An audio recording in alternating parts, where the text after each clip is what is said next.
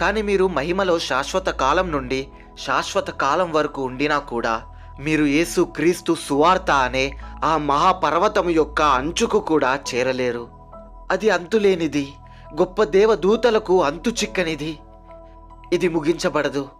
మనం మహిమ నుండి మహిమలోనికి ప్రవేశించే కొలది దేవుడు మనకు క్రీస్తులో ఏమి చేశాడో అది కొనసాగుతూనే ఉంటుంది. మరియు లేఖన అధికారంతో నేను మీకు భరోసా ఇవ్వగలను. ఇదే బోధకులకు, వారి సంఘాలకు, ఇంకా ప్రతి దానికి ఉన్న రోగానికి ఏకైక నివారణ.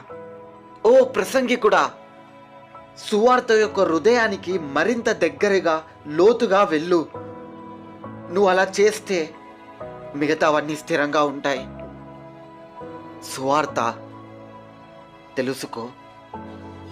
నీ అధ్యయనంలో నివసించే వ్యక్తిగా ఉండు. పురాతన పుస్తకాలు చదువు. ప్రార్థనలో దేవునికి మొరపెట్టు.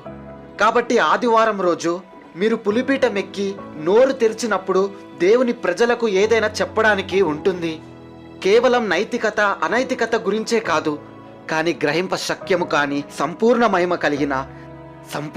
కలిగిన ఒక వ్యక్తి గురించి.